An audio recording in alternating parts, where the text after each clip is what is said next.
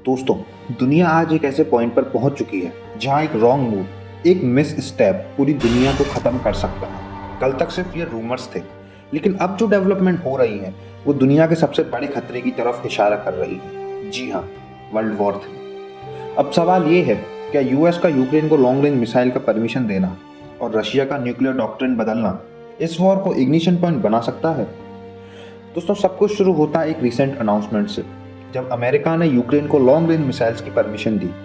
ये वही मिसाइल्स हैं जो 300 किलोमीटर दूर तक प्रिसाइज टारगेट को डिस्ट्रॉय कर सकती है। इसका इम्पैक्ट, अब रशिया यूक्रेन वॉर में यूक्रेन रशिया के अंदर के मिलिट्री बेसिस और क्रिटिकल इंफ्रास्ट्रक्चर को भी टारगेट कर सकता है। दोस्तों, इमेजिन करिए एक ऐसी स्ट्राइक जिसमें मॉस्को के पास के एयरबेस या स्ट्रेटेजिक ऑयल पाइपलाइंस को डिस्ट्रॉय कर दिया जाए। रशिया के लिए ये सिर्फ एक अटैक नहीं, एक डायरेक्ट प्रोवोकेशन होगा। दोस्तों, इस अनाउंसमेंट के बाद रशिया ने अपनी न्यूक्लियर पॉलिसी को बदल दिया है। पहले रशिया का न्यूक्लियर डॉक्ट्रिन डिफेंसिव था, यानी अगर उन पर कोई अटैक होता है तभी वो न्यूक्लियर वेपन्स यूज करेंगे।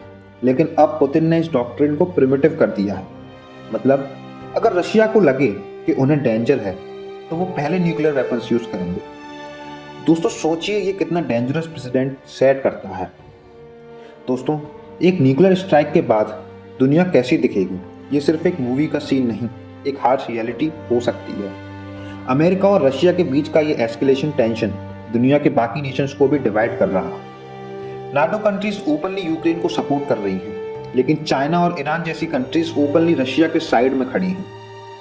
मिडिल ईस्ट से लेकर एशिया तक अलायंस शिफ्ट हो रहे हैं, और इस शिफ्टिंग पावर डायनेमिक्स के बीच दुनिया एक ऐसे ग्लोबल कॉन्फ्लिक्ट की तरफ बढ़ रही है जो सेकेंड वर्ल्ड वॉर से भी ज़्यादा डिवास्टेटिंग हो सकती है। दोस्तों, अब बात करते हैं भारत की। रशिया के साथ डिकेड्स ओल्ड फ्रेंडशिप और अमेरिका के साथ स्ट्रेटेजिक टाइज के बीच इंडिया एक डिफिकल्ट पोजीशन में है। अगर वर्ल्ड वॉर 3 होती है तो क्या भारत न्यूट्रल रह पाएगा? ये एक तरफ चूज करना पड़ेगा। चाइना ऑलरेडी एग्रेसिव है, और अगर ये ग्लोबल वॉर स्टार्ट होती है तो भारत के सामने एक टू फ्रंट्स वॉर का खतरा हो सकता है। एक तरफ चाइना और दूसरी तरफ पाकिस्तान। दोस्तों, क्या हो अगर ये वॉर एस्केलेट हो जाए? एक्सपर्ट्स कहते हैं कि अगर ये टेंशन एस्केलेट होती है तो सिर्फ एक न्यूक्लियर मिसाइल 1 मिलियन से ज़्यादा लोगों की जान ले सकता है। एक फुल स्केल वॉर दुनिया की इकोनॉमी को कोलैप्स कर देगी, और फूड शॉर्टेजेस, एनर्जी क्राइसिस जैसे इश्यूज सबको इम्पैक्ट करेंगे।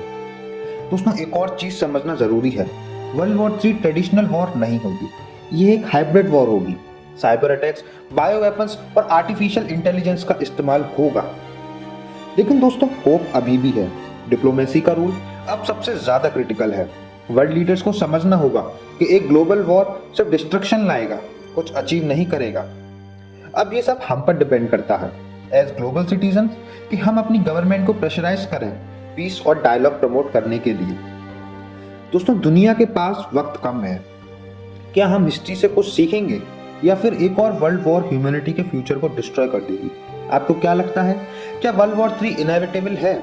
अपना ओपिनियन कमेंट्स में जरूर शेयर करें।